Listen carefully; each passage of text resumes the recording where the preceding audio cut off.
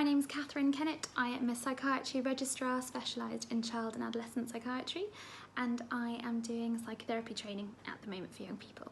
I work in North London at the Tavistock Clinic.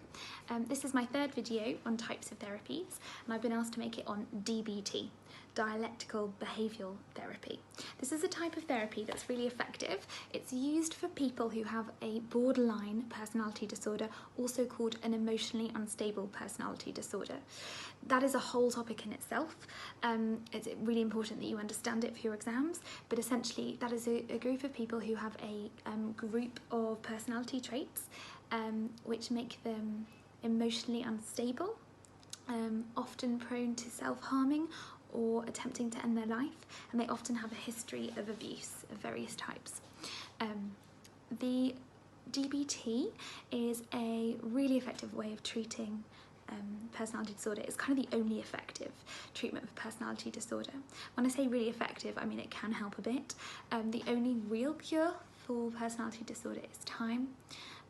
You rarely see somebody in the sort of 60s, 70s, 80s who has a severe personality disorder. It's usually much worse in the 20s, 30s or 40s, but that's gross generalisation.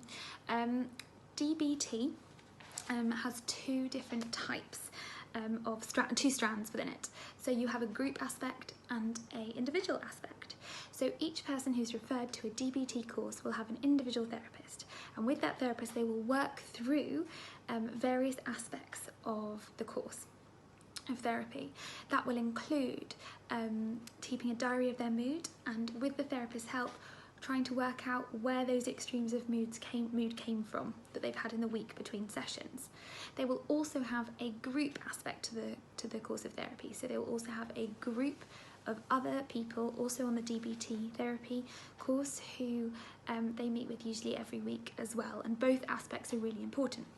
There are 4 principles of DBT that help individuals manage their mood and their EUPD. I've written them down just to help me more than anything. The first aspect of this, these are all for both parts, the individual and the group side of the therapy. The first thing that's taught is mindfulness. The second thing is interpersonal effectiveness, that's how you communicate with other people. The third part is distress tolerance. Now, people with EUPD often get a bit of a bad rep, particularly in sort of A&E and acute medical situations, because they might be repeatedly presenting with self-harm or attempting to end their life.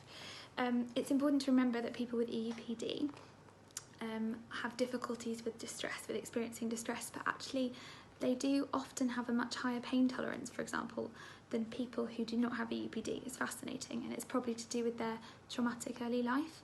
But it's important that this is part of it, so they're learning how to manage distress. And by that we mean how they're able to experience distress without harming themselves as a result, or certainly not seriously harming themselves as a result. The final of the 4 parts of DBT, or 4 principles, is emotional regulation. So we know that people with EUPD can be really up and down. They might go between feeling really quite good or okay to absolute rock bottom once, twice, even more than that, several times a day. And when they're very low, that can when they can be at risk of harming themselves or attempting to end their life.